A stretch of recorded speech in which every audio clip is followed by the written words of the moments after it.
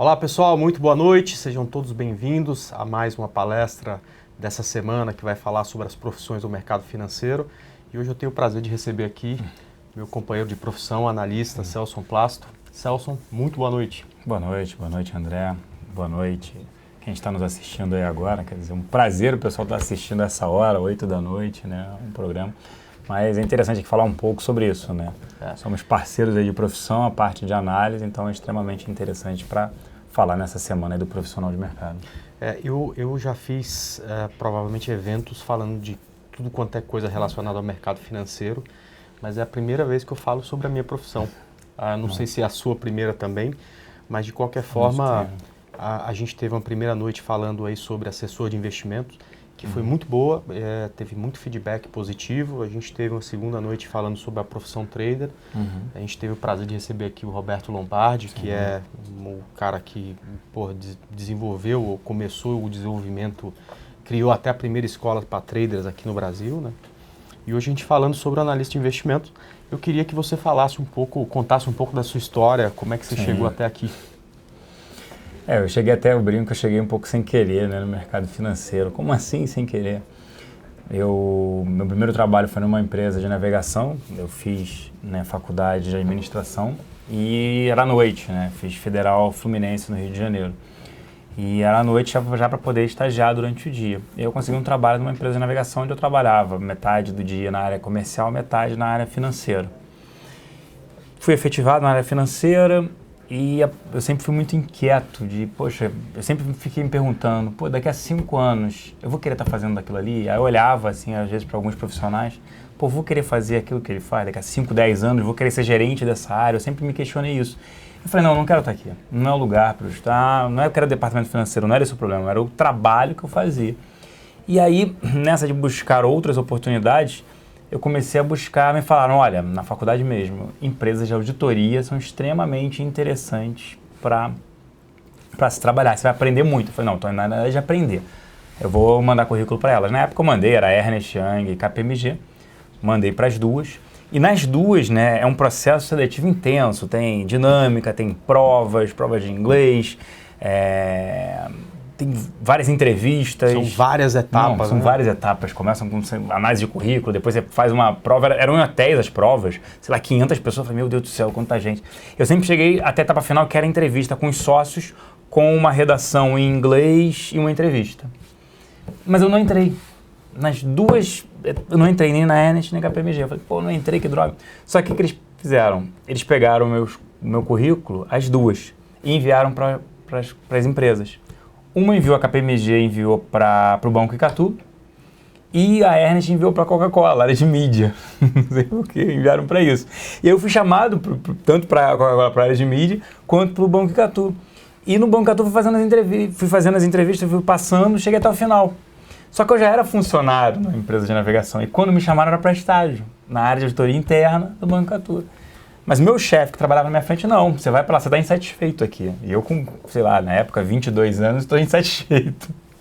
Que eu queria fazer outra coisa, ele sabia. Aí ele falou, então, vai para lá. Eu desliguei o telefone quando o Icatu me chamou, você passou no tal, você não quer não. Ele, liga de volta, aquela imaturidade, às vezes, muitas das vezes, inexperiência. Liga de volta, você está insatisfeito aqui e Banco Icatu é um excelente banco. Eu falei, nem conheço. Ele, não, cara, mercado financeiro. E por incrível que pareça, aí eu fui, fechei, comecei a estagiar lá. Passei 2 anos olhando o balanço, fiz um curso da KPMG de 360 horas em contabilidade, daí a gente vai falar a importância de estudar contabilidade, fui entendendo disso tudo. Quando eu estava para terminar o meu curso, né, minha formatura, na área... Administração, né? Administração que eu fiz, né? Eu estava para terminar meu curso de administração, o meu chefe falou, olha, a gente não vai conseguir te efetivar, ou você posterga a sua faculdade, ou vai ter que procurar outra área. Na mesma hora, inquieto, fui no RH e falei, olha só, eu não vou ser efetivado, me arranja outra área para eu trabalhar aqui dentro. Eu sei muito de contabilidade, sei analisar balanço, como é que eu posso ajudar? Olha, tem 2 vagas na área de investimentos, que era BBA, na época era BBA, Capital e Icatu Investimentos. Eu quero fazer entrevista para lá. Aí fiz a entrevista, só que tinham 2 vagas. Isso é muito interessante contar essa experiência, gente. Peço paciência para vocês. Uma para ser trader e a outra para ser analista fundamentalista. Qual que eu escolhi? Você chutaria qual? Análise fundamentalista. Não, eu chutei para ser trader. Pois é. Sabe por quê? É outro lado engraçado. Porque eu falei assim, eu não aguento mais ver balanço. Eu tô há 2 anos vendo balanço. Eu quero analisar outras coisas. Eu quero ser trader. E aí, os 2 gestores à época falaram, não perde esse teu conhecimento de balanço. Aqui você não vai olhar o balanço como você olhava na auditoria. É muito mais tranquilo. Eu falei, não quero olhar controles internos, eu não quero fazer parte de compliance, eu não quero. Não. Na análise fundamentalista, você vai olhar balanço, mas uma análise crítica muito menor, muito mais um press release, muito mais alguns detalhes. Você não vai entrar a fundo, você não vai escrever uma nota explicativa de um balanço, que a gente tinha que fazer. Então desisti de ser trader naquele momento para ser. E aí foi quando me convenceram. Eles falaram o seguinte, um trader dentro de uma asset, né, de uma gestora de recursos, ele é trader, mas ele tem uma dificuldade maior para virar gestor. Quando você começa com um analista, mais facilmente, que é normal isso, você vai cobrindo vários setores, você vai entendendo, você vira gestor. Então eles falaram, no caminho para se virar gestor é muito mais por um analista, não que não possa o trader virar, mas muito mais um analista porque ele passou por todos os setores do que um trader virar gestor. Ali ele me convenceu.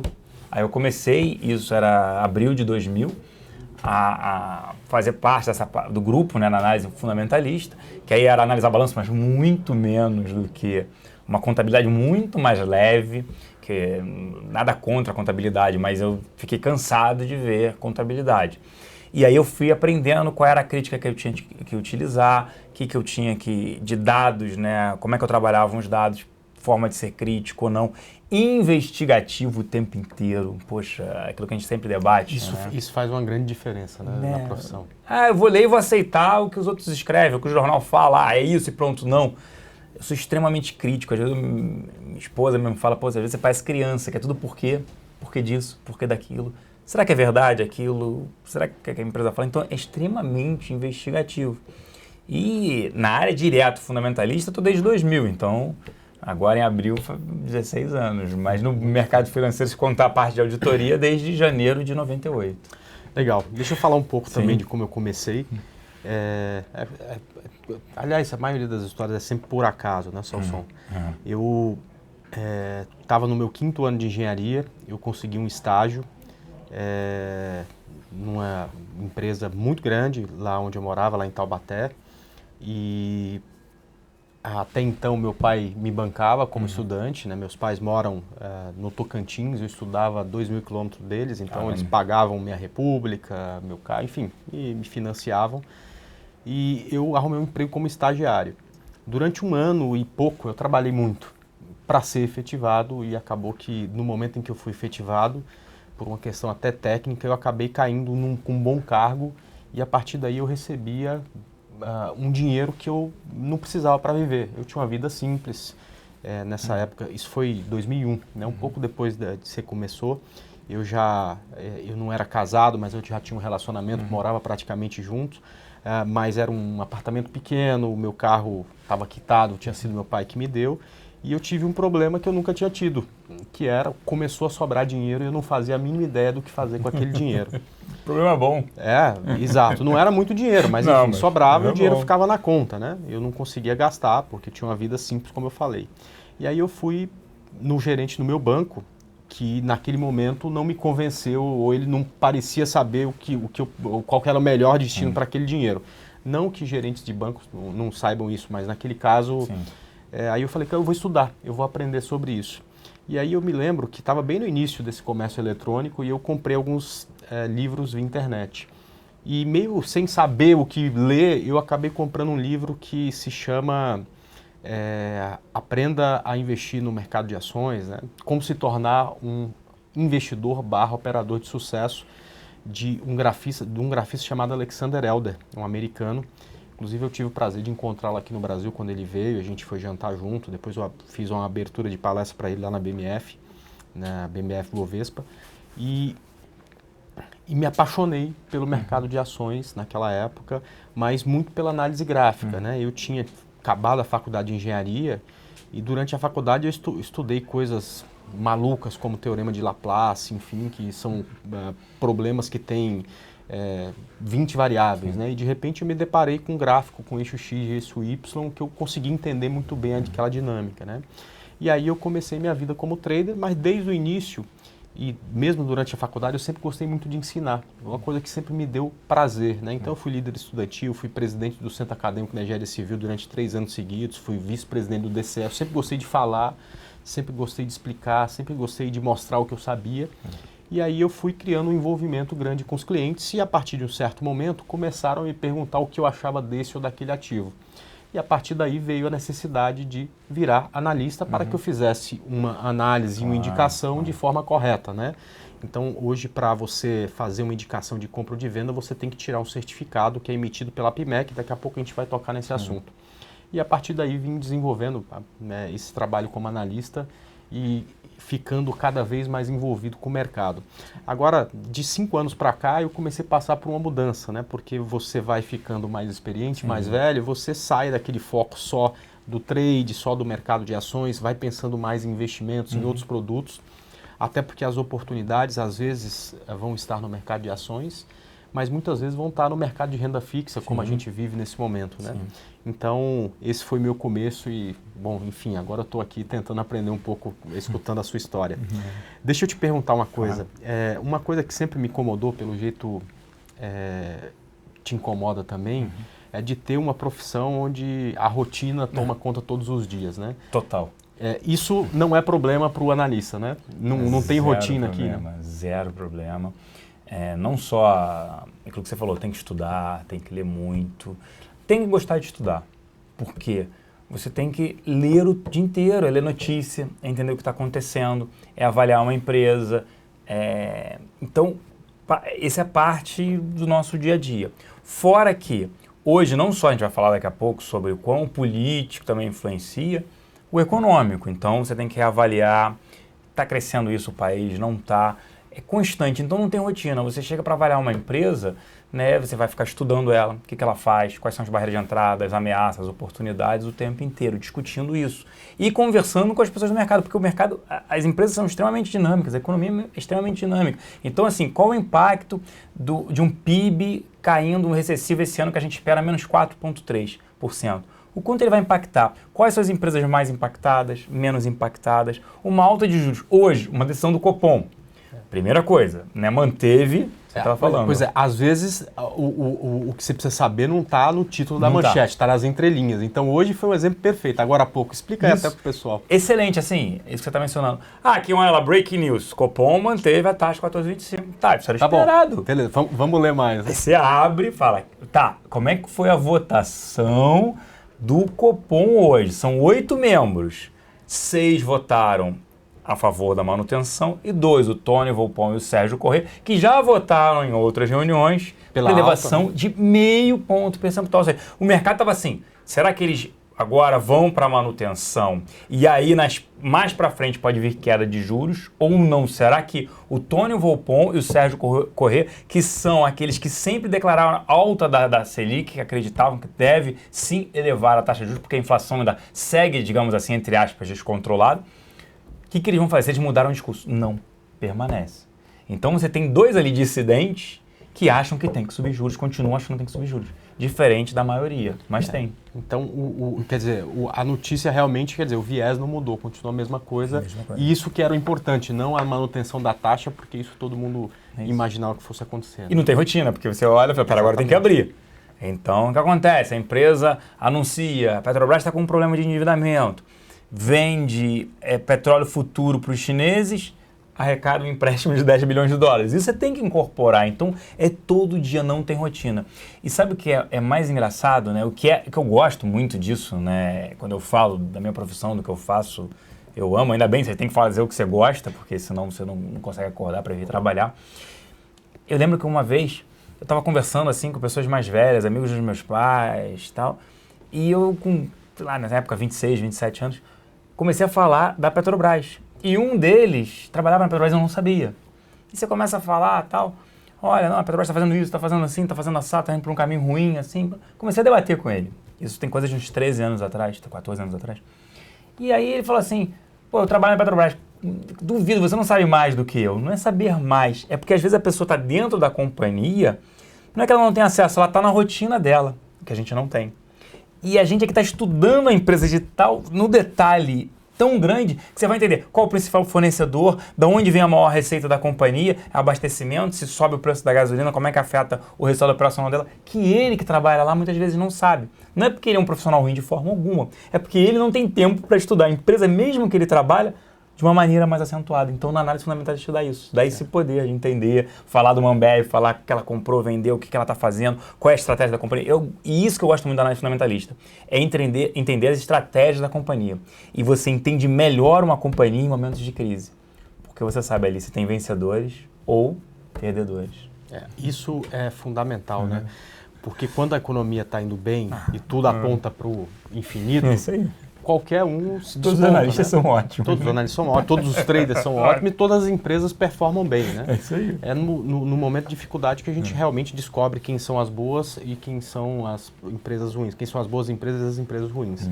Uma coisa interessante também, o Celso, você começou em 2000, no momento em que começava a se falar de mundo globalizado, né? De economia globalizada, né? Hoje é fundamental, além de conhecer a empresa que você está estudando, como é que está o mundo inteiro em relação à parte econômica, né? Por exemplo, às vezes você vê um desarranjo na China afetar uma empresa de mineração aqui no Brasil, ou empresa de siderurgia, de uma forma que a gente nunca imaginou ser possível há 10 anos atrás, né? Não tinha informação, né? Não chegava tão rápido. Exato. Qual é o preço do minério? Sei lá, agora está cotado. Agora, você não, e o pessoal ainda cobra. Eu quero saber online o preço do minério. Não tem. Isso vem do porto da China. A gente tem essa notícia a partir das 9h30. É isso aí. Mas esse mundo globalizado, quer dizer, aumentou o desafio para o analista fundamentalista, né? Aumentou porque, digamos, alguns anos atrás, você corria atrás das informações. Na época, eu li o Gazeta Mercantil. Quer dizer, que era a bússola de todo mundo, né? Não tinha nada colorido. Quando tinha a imagem de alguém, era um desenho. E você tinha que correr atrás por si só, ligar para a empresa, ligar para o fornecedor, né, ligar para os clientes, para tentar entender o que estava acontecendo economicamente falando. Até porque não tinha esse desenvolvimento na internet, você não conseguia informação na hora, isso, quanto é que está o preço do minério, o que está acontecendo no país tal, não. Era muito mais fechado nesse sentido. Então, ali também sobressaíam os bons analistas, porque você tinha que estudar mais e não tinha informação. Hoje, todo mundo tem informação igual. E o que muda? Interpretação. É análise crítica. Não é só absorver é isso, o impacto. Não. Qual o impacto? Essa notícia é boa ou ruim? Tá, ruim. Qual o impacto dela no resultado da companhia? E qual o impacto no preço da ação? Aí é conta. Aí tem que sentar e fazer a conta, ligar para a empresa. Olha, se uma empresa, um frigorífico, se a Arábia Saudita deixa de importar carne do Brasil, qual o impacto? Aí você vai olhar, olha, 10%, estou dando um exemplo, gente, 10% da exportação daquela empresa vai para a Arábia Saudita. Tá, qual é o preço e o volume que ela paga? É o quê? É carcaça? É frango? É o quê? É frango. Quanto é que é o preço que ela vende? Então você vai jogando isso no modelo para se chegar, olha, o impacto na empresa X é de 2%, 3%. Então não é só falar positivo ou negativo, mas sim o que aquilo influencia, se influencia ou não, é de curto prazo ou longo prazo, e se muda a sua expectativa em relação à companhia. Por isso o dinamismo o tempo inteiro. Um país fecha por barreira sanitária, não deixa mais a importação de carne no Brasil. Aí você vai reavaliar, tudo mais. Então é extremamente dinâmico e eu acho extremamente interessante por conta disso. A gente tem que estudar política, a gente tem que estudar economia, a gente tem que estudar país, tem que estudar culturas. Então acho extremamente interessante. A gente fez um vídeo esses dias atrás onde a gente falava desse estilo de análise. Existe um estilo mais simples de análise de fundamentos também, né? Sim. Essa é a bottom-up que você fala? Você tem duas, né? O top-down e o bottom-up. O top-down é uma abordagem onde você... É o que a gente faz aqui, tá, gente? Não tem certo e errado, mas são estilos diferentes. Você pega os dados econômicos, macro, você tem uma área macroeconômica para fazer isso, analisar, olha, IPCA, PIB, tudo mais, as previsões, e você analisa, olha, a economia tem, esse ano a gente acha que recessão de 4,3%, desemprego ainda extremamente elevado, juros 14,25%, tá, daí você leva, eu vou pegar isso e fazer uma análise qualitativa. Tudo bem, quais setores se beneficiam nesse cenário, quais se prejudicam mais? Aí você separou. Dali eu falo, vou pensar nos que eu vou comprar, então levo para um cenário disso. Esses se beneficiam, então trago para cá esses que vão beneficiar nesse cenário. Vou para análise quantitativa, foi o qualitativo, vou para o quantitativo. Tá, entre esses setores aqui são interessantes, a gente gosta, e o valuation é interessante, aí você leva para o preço. Na bottom-up é o contrário, é o seguinte, E não me importa o que está acontecendo no mundo. Não importa se a China está ruim, está bem, Estados Unidos vai subir juros ou não. Importa o seguinte, eu vou pegar e fazer a conta para uma empresa. Mills, que é a empresa que é fornecedora, ficou conhecida, né, como fornecedora de andaimes, digamos assim. É para grandes obras. Todo mundo passa na passarela, vê Mills, né, quando tem uma passarela ali, os andaimes Mills. A conta que o mercado fazia era o seguinte, olha, se o negócio dela era alugar equipamento, ela para de alugar e fala assim, eu não vou mais alugar. Eu vou pegar meus equipamentos e vou vender, vou liquidar a empresa. O famoso vou liquidar. Quanto é que vale isso? Então, no bottom-up é o seguinte, não me interessa o cenário como é que tá. Eu penso na liquidação daquela companhia. Então a Mills, se ela pegar o equipamento, mesmo se ela tiver 30% de desconto ao valor de mercado do equipamento dela, ela está negociando com 50% de desconto ao valor que ela está negociando no mercado. Então vale a pena comprar. Então são análises distintas e eu acho que muitas gestoras de recursos usam o bottom-up porque elas não querem ter um custo, às vezes, de uma macroeconomia, de um economista, tudo isso. Porque você tem que pagar aquele economista. Preferem utilizar o relatório Focus e pronto. Enquanto que quando tem uma estrutura, um banco, ele tem uma estrutura já maior, ele utiliza. Então ele utiliza o top-down. A gente prefere usar top-down para tentar evitar esses erros. Já é barato e pego e recomendo. Mas aí você não viu o macro acabou sendo pior. Acaba pesando. Nesse sentido. Em relação à análise de gráfico, né, análise técnica, a gente também tem que ter um cuidado muito grande para quem que a gente está falando, na verdade, sim. né? Porque a gente tem desde o cliente que quer investir no mercado de ação e, portanto, precisa de um gráfico com um horizonte bem maior. A gente tem também aquele investidor um pouco mais dinâmico, que gira mais a carteira e por isso que você tem que olhar um campo um pouco menor. E você também tem o trader, aquele cara do dia a dia que quer entrar e sair, às vezes, até várias vezes por dia.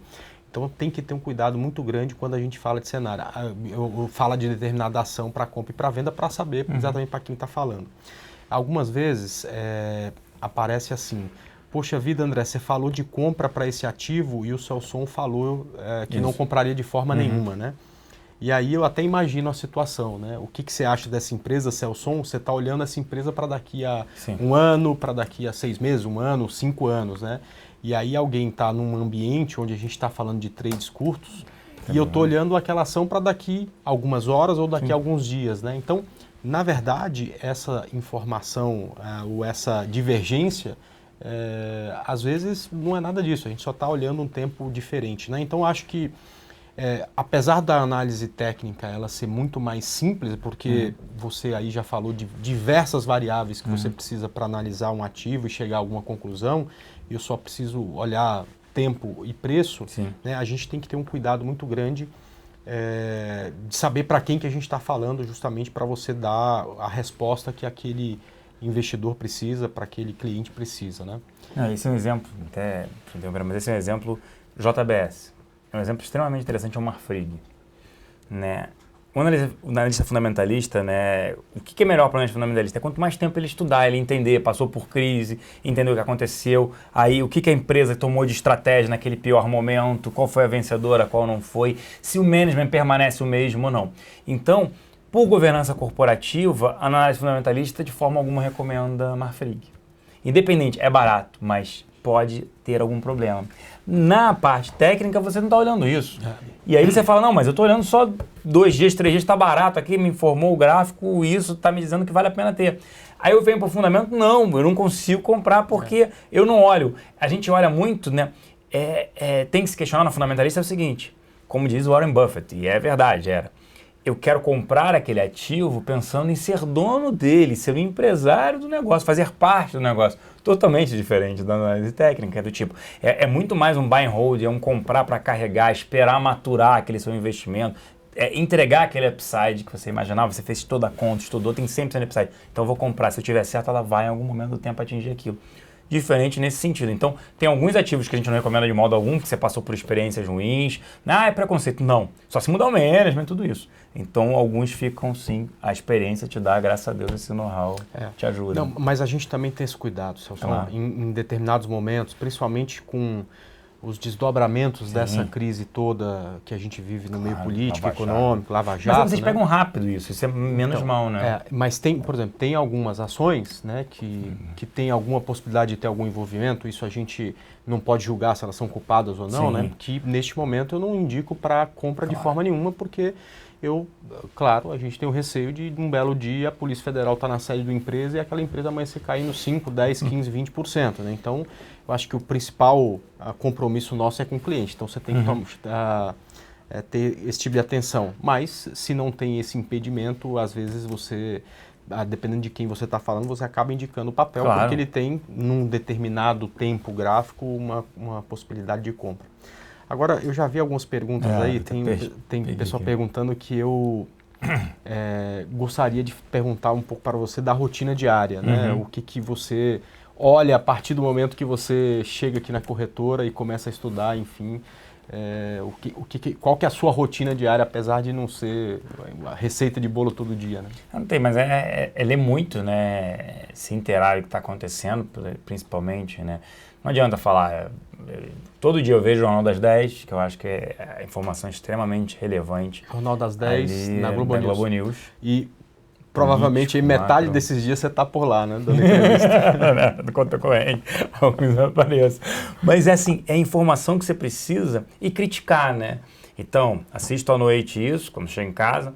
De manhã é ler todos os jornais, tentar ler, passo os olhos aonde eu já sei que tem que passar, no Valor, no Estadão, né, na própria Infomoney que resume muito bem isso, né, um canal muito interessante para isso, as mídias como um todo. Aí passo na Folha, o Globo, parte de economia e política a gente tem que ler. E alguns colunistas que eu acho legal. Por exemplo, o Lauro Jardim Belmont, ele acaba trazendo informações relevantes de primeira, exato. Então você tem que, poxa, aconteceu isso que você falou agora, estou investigando, caramba, estou investigando, vou dar uma olhada, poxa, Gerdau está com problema porque está a Operação Zelote, vai pagar para o CARF ou não.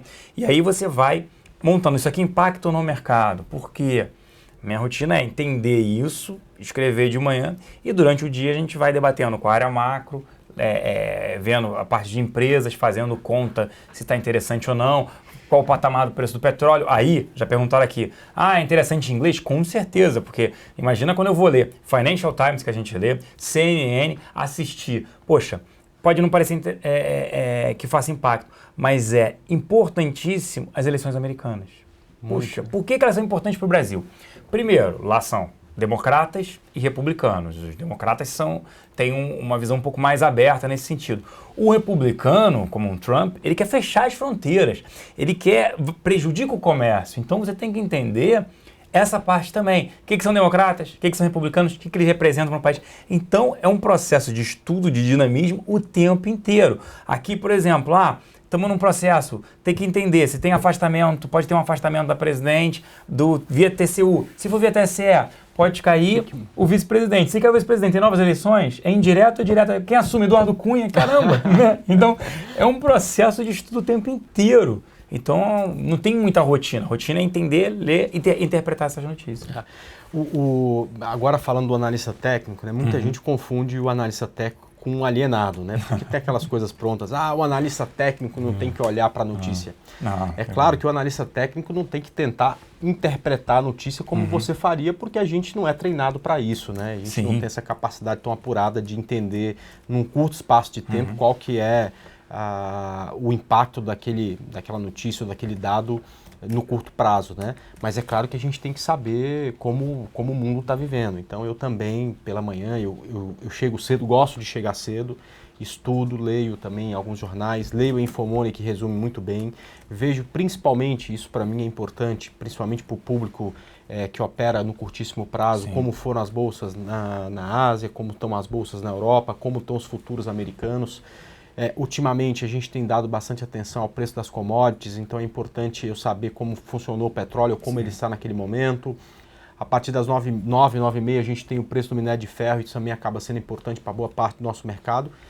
E é muito importante, principalmente para atender aquele cliente do curtíssimo prazo, entender pelo menos em que horário sairão os dados mais importantes do dia, porque naquele momento, aqueles são momentos de grande volatilidade que às vezes mudam o rumo de um mercado inteiro. Né? Hoje a gente teve, por exemplo, 12,30 estoque de petróleo nos Estados Unidos. Da última vez que saiu, a nossa bolsa estava caindo com força, veio o estoque de petróleo acima do esperado e sabe lá Deus por quê. O petróleo subiu naquele dia 6% e a nossa bolsa também. Então, tudo isso a gente precisa fazer. É claro que a decisão do analista técnico, né, ela está baseada no gráfico, né? Então não cabe para o analista técnico interpretar se aquele estoque de petróleo vai fazer o mercado subir ou não. Essa resposta a gente acaba encontrando no gráfico, mas saber que aquele dado existe, saber que aquele dado é importante, a gente tem sempre que saber. Tem mais perguntas aí que você está anotando várias? Né? Ele falou quais fontes que o analista tem como consultar no dia a dia, a gente já passou mais ou menos sobre isso, né?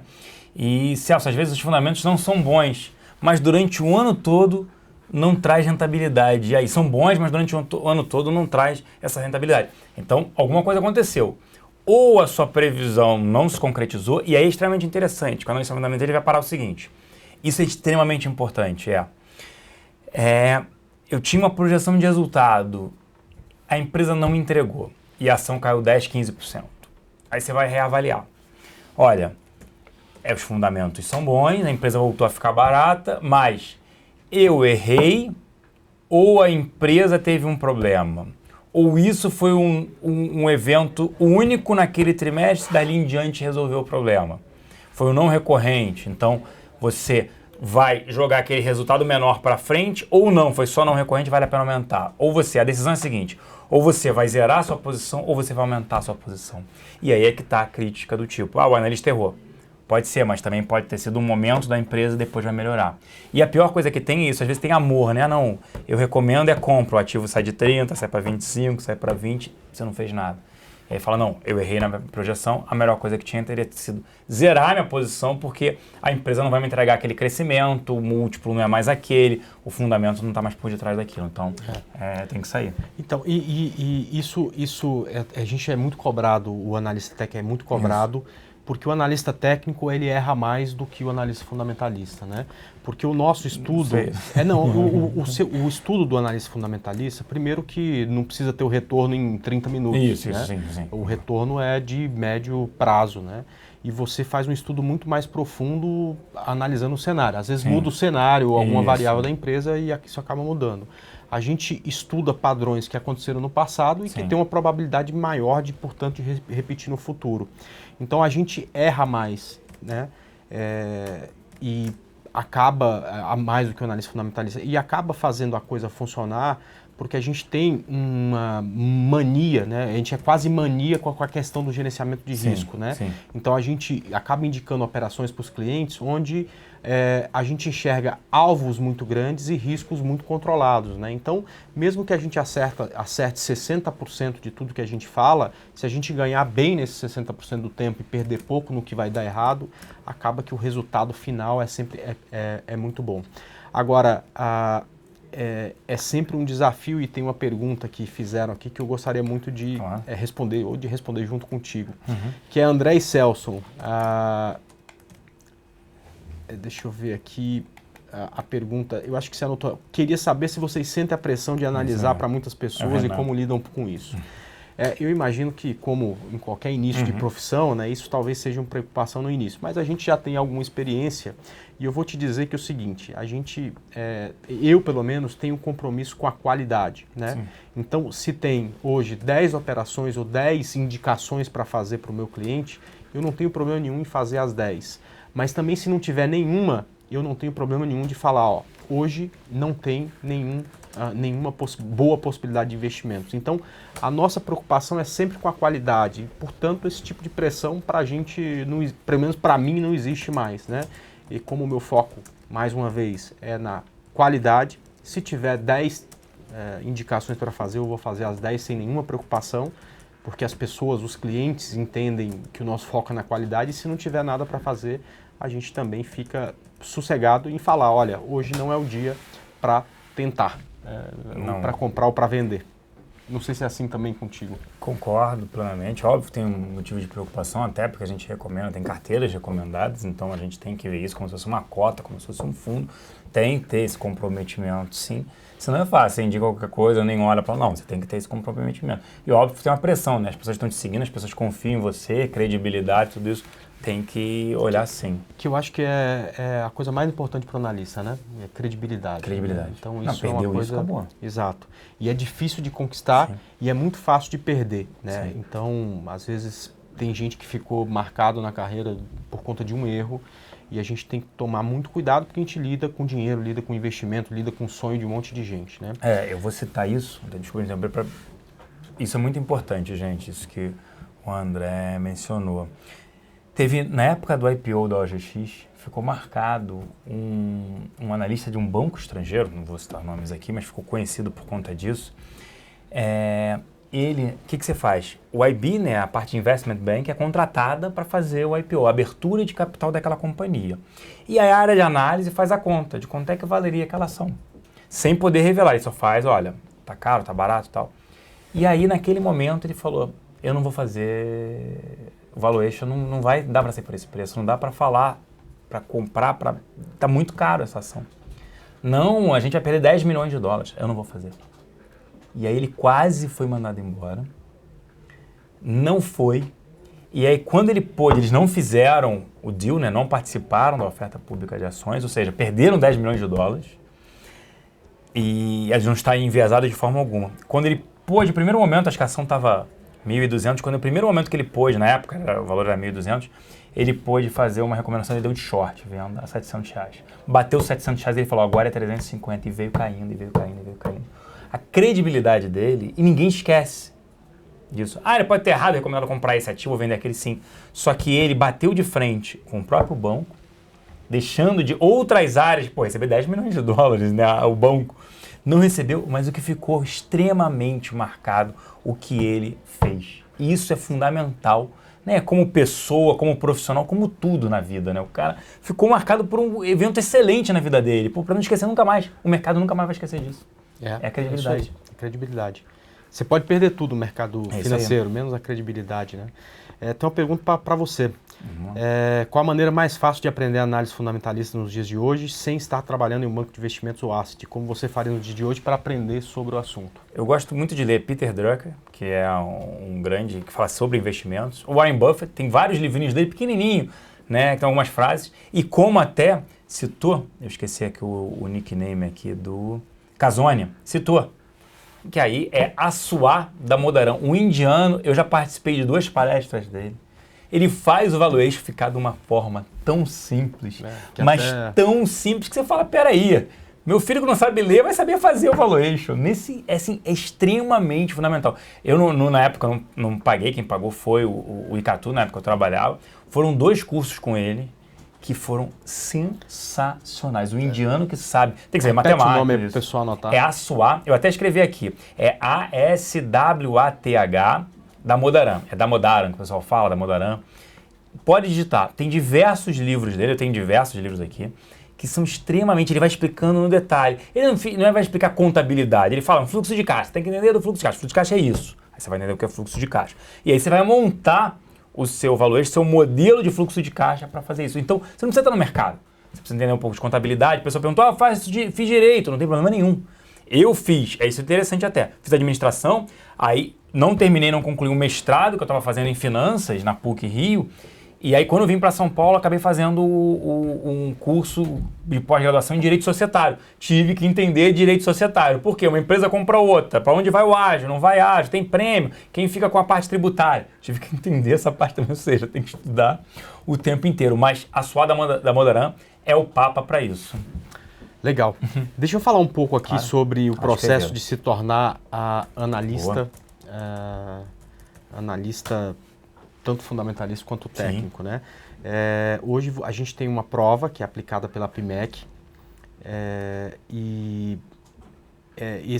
para participar desse processo, para poder fazer a prova, você tem que ter terceiro grau completo, né? Então você não tem um terceiro grau de analista de investimento. Você pode ser engenheiro e fazer prova para ser analista fundamentalista, ou pode ser médico e fazer prova para fazer analista técnico, né? Na verdade, para ser analista fundamentalista, são 2 provas, uma de conteúdo brasileiro, que é muito ligado a entender um pouco do mercado financeiro brasileiro, e depois uma prova ligada à análise Específica. específica da análise fundamentalista. Para você ser analista técnico, você precisa fazer a mesma prova de conteúdo brasileiro e uma prova ligada a conteúdo de análise técnica. E você pode ainda assim fazer uma prova, as 3 provas, e se tornar analista pleno, ou seja, você pode fazer tanto análises baseado em fundamento, assim como em gráfico, né? Então, esse processo é um processo bem simples, as provas são praticamente diárias nas grandes capitais, nas grandes cidades, então você consegue, no site da PMEC, visualizar tudo isso, marcar sua prova e, se for de interesse, fazer essa prova, né? Isso. Você teve dificuldade para passar? O que eu fui fazer? Da análise... Não, conteúdo brasileiro foi o seguinte, eu falei assim, não vou estudar conteúdo brasileiro. E aí, num dia, eu fui fazer a prova no dia seguinte, era domingo à noite, eu ia fazer a prova segunda de manhã. Eu falei, vou fazer um simulado, né, aqui pra ver. E aí, no simulado, eu ficava na linha, eu falei, caramba, tem que ler. Aí fui ler, porque tem, assim, Conselho Monetário Nacional, Sistema Financeiro Nacional, tem coisas muito técnicas que você não usa no dia a dia, a gente não usa. Aí eu tive que correr atrás Aí passei, mas passei. Deixa eu contar a minha história. Eu fiz a prova 3 vezes. A primeira vez eu falei, é isso aqui, eu não preciso estudar, tá certo? Aí fez a prova, não passei, por 2 pontos. Aí da segunda vez eu falei, agora eu tenho que dar uma estudadinha e tal. Cara, aí eu fiz a prova, não passei por 1 ponto. E aí eu falei, sabe de uma coisa? Eu vou ter que estudar isso aqui, porque senão eu não vou passar. Aí eu tive que estudei bastante, depois passei com tranquilidade nessa prova de conteúdo brasileiro. Aí, é claro, a prova ligada a fundamento, provavelmente você não teve dificuldade, nem eu tive na prova de... Não, mas aí o que aconteceu? Eu falei, tem que olhar algumas coisas. Daí que a outra eu quase não olhei praticamente, fui fazer a prova, passei, mas eu não tinha olhado, fui olhar domingo à noite, fiz errado, né? Não deve se fazer isso. Mas no fundamento eu falei, peraí, eu vou olhar o quê? Contabilidade e auditoria. Pô, a minha contabilidade, quando eu estudei, foi em 98, 99. Mudou muito. IFRS, publicação de balanço, algumas coisas que eram lançadas na contabilidade mudaram. Aí eu falei, caramba, eu tenho que estudar isso aqui. Aí eu fui estudar as novas normas de contabilidade, eu tive que ler. E aí é um pouquinho chato, mas isso eu tive que ler. Não vou dizer que não tive. Tive, e tinha coisa que tinha que decorar. Se acontecer isso, aí você pode isso, aí tem uma vírgula, não pode, muda, né?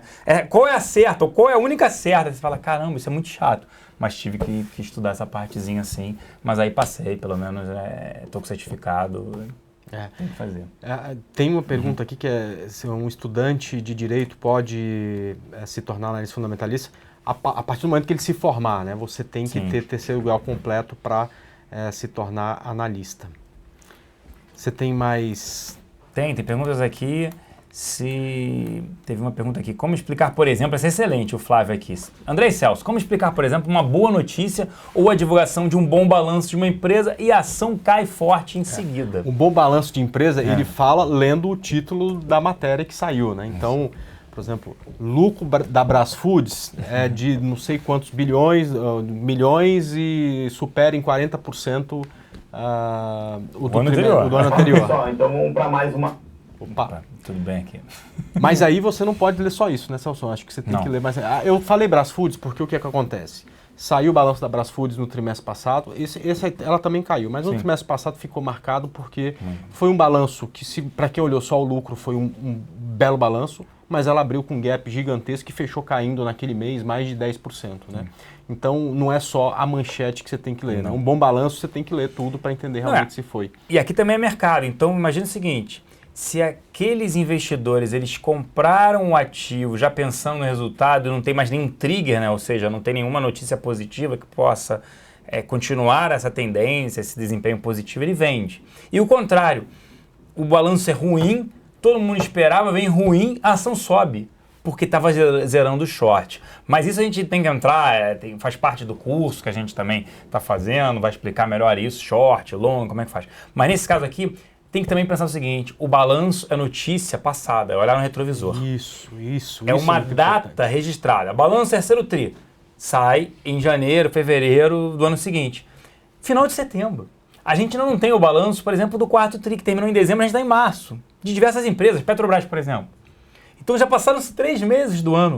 E pode ser um número ruim e você olhar para frente ver um cenário positivo. E pode ser um resultado bom E você olhar para frente, caramba, mas nessa linha aqui vai ter problema, o cenário piorou, as vendas pioraram, ou se é uma commodity, o preço daquela commodity caiu. Então você está olhando o retrovisor, você está olhando o dado passado. E o futuro? Qual é a perspectiva do futuro? Exatamente. Então eu falo sempre isso, né? O balanço que saiu hoje daquela empresa que você gosta foi o motivo dela ter subido ou caído nos 3 meses anteriores, né? O momento que a empresa vive hoje é o que vai sair no próximo balanço. É isso que está sendo precificado no momento, certo, Celso? Então olhar para o balanço que saiu é como você falou, muito bem falado, é como olhar para o retrovisor, né? Então, sem sombra de dúvidas, é isso. Mas aí teve aqui o pessoal perguntando assim, onde eu posso encontrar as vagas para o profissional? É como se houvesse poucas oportunidades. Não, aí vai estar nos grandes bancos, nas assets, corretoras. Essa é a grande verdade, buscar esse mercado financeiro. E entender um pouco o que existiu nos últimos anos, até por conta da globalização que a gente falou aqui, uma mudança muito grande na forma como o analista se comunica com o cliente, né? Por exemplo, a gente está conectado aqui, quase 400 pessoas nos assistindo, e a gente pode falar para essas pessoas sobre mercado. Poderíamos estar fazendo como fazemos todos os dias, falando de operações, de possibilidades. Antes, o trabalho do analista era muito mais receptivo, né? A gente recebia demanda e hoje a gente cria essa demanda, né? Proativo então, nesse sentido. Então, você tem que ter aí uma vontade muito grande de se comunicar, de falar com o cliente, né? De atender esse cliente, de procurar o cliente e não só ficar esperando chegar a demanda por uma análise ou por uma sugestão, né? Isso. E, gente, na maioria dos grandes bancos, pelo menos Catu, na época era o Pactual, vários que contratavam CS, né, Credit Suisse, diversos assim, normalmente eles gostam de pegar pessoas bem novas na faculdade, universitários ainda, como estagiários. E aí você faz um processo seletivo e normalmente as pessoas entram no back-office para depois ir para o que eles chamam de front office. Então nós vamos fazer a parte back-office, eu fazer a parte de auditoria, para depois sim, você roda lá, trainee e tenta ir para uma outra área. Dificilmente, não é impossível, cair diretamente em análise, cair como gestor, nada disso, precisa de uma experiência. Mas é procurar os grandes bancos, as corretoras, as grandes assets. Até teve aqui um auditor aqui falando que ele também parece comigo, que começou como auditor externo, né, durante 3 anos, mas hoje não está contente, quer ir para o mercado financeiro. O que eu sugeriria é isso, é buscar bancos de investimento. Só tem que lembrar, gente, quando a gente quer mudar uma carreira, a gente está satisfeito com uma, a gente tem que às vezes dar 2 passos atrás, para depois dar 3 na frente. Eu era funcionário numa companhia, eu fui ganhar menos e voltei a ser estagiário. Então tem que se pensar nisso. Valeu a pena? Pô, não vou discutir o como valeu a pena, né? Então você tem que às vezes dar, mas eu vou ganhar menos. É o preço que você vai pagar às vezes porque você vai estar aprendendo mais, né? Então você está numa empresa, você não é analista técnico nem fundamentalista, mas se você, por exemplo, engenharia, você estava fazendo engenharia, para você entrar às vezes no mercado, você fala, poxa, eu vou ter que pagar o preço de ganhar menos, não necessariamente, mas acontece muito porque eu vou ter que aprender muito mais do que o que eu sei hoje.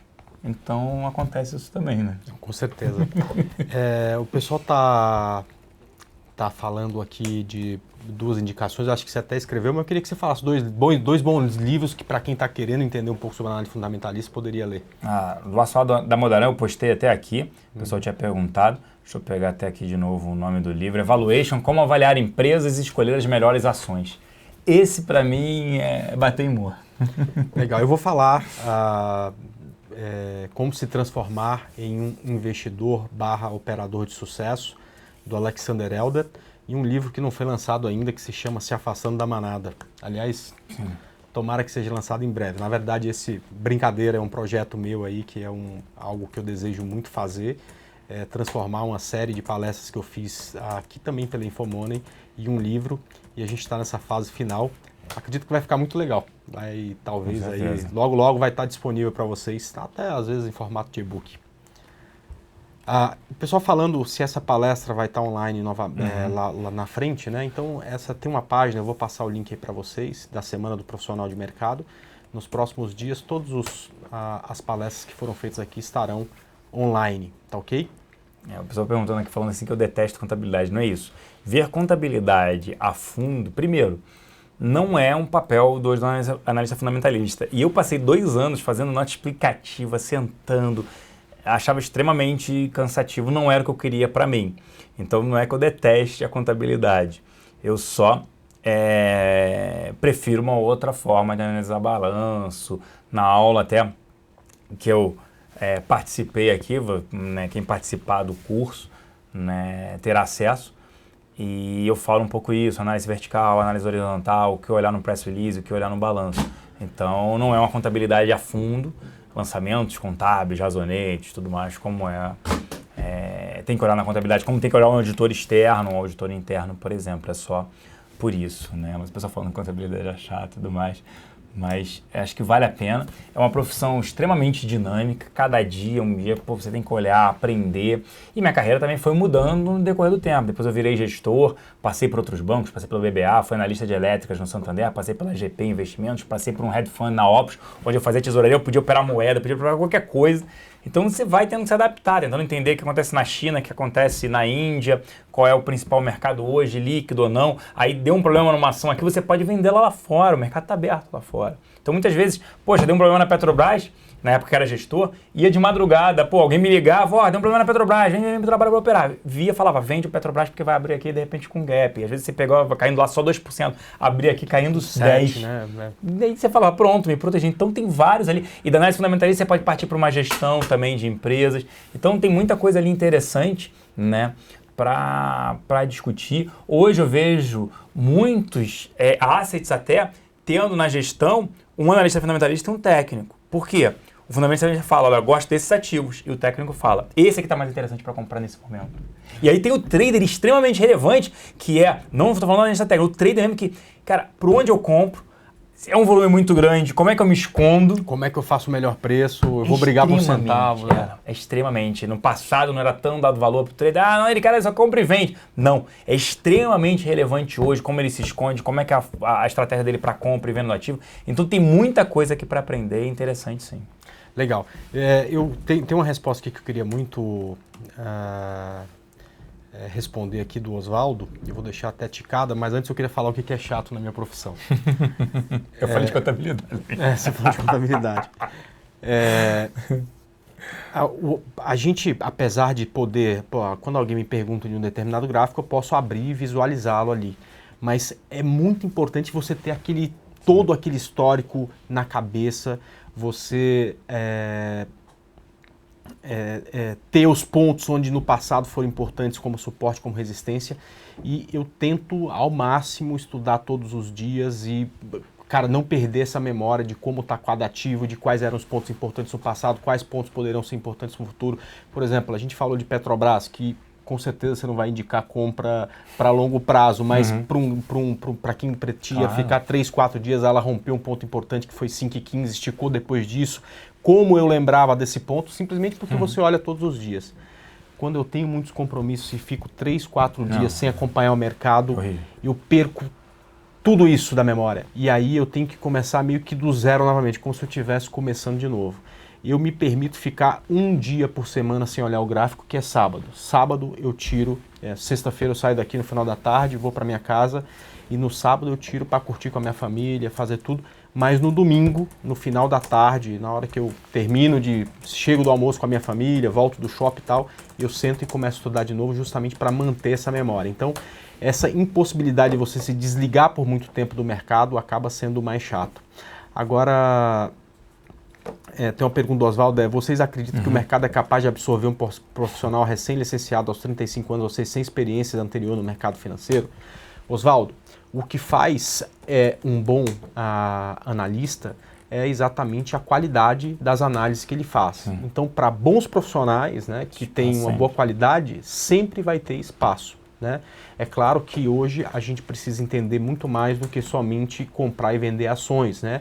O mercado brasileiro de investimentos vem amadurecendo, novos produtos vêm sendo criados. Né? Hoje, por exemplo, aqui na XP a gente tem os COIs, a gente tem os produtos estruturados, a gente tem uma possibilidade de você investir nos Estados Unidos através da XP Securities, quer dizer, você tem uma gama muito maior de produtos e, portanto, você precisa se dedicar um pouco mais. Às vezes você precisa de um pouco de experiência para entender de tudo isso. Mas a partir do momento que você mostra que tem qualidade, como em qualquer profissão, vai ter sempre espaço. E até teve uma pergunta aqui do Juninho, aqui, Celso, analisando de forma fundamentalista, por que a Bolsa antecipa a virada de uma economia e melhora o preço dos ativos vendo uma economia evidente catastrófica? Simples, trabalha com expectativa, perspectiva. Olha a Argentina, o melhor exemplo disso. O Macri entrou, não precisou fazer nada, o risco país é menor deles. Então, assim, a gente vive de expectativas e perspectivas. Para você colocar no modelo, é sempre assim, tá, o PIB é ruim esse ano, mas se tiver troca de governo, quanto é que é para o ano que vem? Corte de gasto do governo, o governo precisa fazer o fiscal. Então, vive com essas expectativas. Se você tem a antecipação do mercado, o mercado antecipou para o bem e para o mal. Lembra março do ano passado, quando a Bolsa bateu 58 mil pontos? Por valuation era extremamente caro, mas era o Levi falando, eu vou fazer isso, a gente vai fazer isso, vai fazer assim, assado. E aí o que aconteceu? A Bolsa bateu 58 mil. Aí viu que não era perspectiva, expectativa do mercado. Não era sustentável, voltou tudo. Hoje, mesmo com a alta de agora, de fevereiro, início de março, ainda está 44 mil, nem 45 mil pontos, bateu 58. Pois é, não, verdade. Bolsa vive de expectativa, isso realmente. Bom, enfim, eu falei para você que 1 hora era pouco, tinha assunto até para mais. De qualquer forma, chegou ao fim a terceira palestra aqui chegando ao fim. Muito boa. Amanhã ainda tem mais uma. Amanhã a gente vai trazer alguns assessores de investimentos que estão se destacando aqui na XP. Eles vão estar aqui falando exatamente do que fizeram de diferente para conseguir esse destaque. E é uma profissão que cresce bastante, né, Celso? Antes, há alguns anos atrás, esses assessores de investimentos era conhecido como corretor de ações, né? Hoje eles têm uma gama enorme. Consultor de investimentos. É um consultor de investimentos, exatamente. Antes ele trazia o cliente para indicar operações em renda variável. Hoje esse cara analisa o perfil do cliente, passa isso para um analista que traça um perfil e oferece a melhor solução, acreditando também muito na qualidade daquilo que faz e no investimento a longo prazo, que é o mais importante. Então, fica o convite para vocês amanhã às 8, a gente está de volta, justamente falando com esses profissionais que são destaque hoje como assessores de investimentos. Celso, muito obrigado pela participação. É um prazer sempre falar com você, além de muito competente e acho que nunca comentei isso com você, mas eu sou seu grande fã já há muito tempo, sempre te acompanho nas redes sociais, na Globo News, quase toda semana, e é sempre um prazer falar contigo. Obrigado pelo convite, a gente está sempre à disposição, acompanha a gente também, vem informando, tem diversos dados aí, é interessante isso, e a gente tenta ajudar o brasileiro a investir melhor. Então, a análise fundamentalista que abriu um leque enorme, você pode discutir ali de vários assuntos, entender de macro, micro, acho que fica a dica, hashtag fica a dica aqui. Mas obrigado pelo convite mais uma vez, André, para a participação aqui. Excelente programa. Beleza, obrigado pessoal. Então até amanhã às 8 da noite. Tchau. Tchau.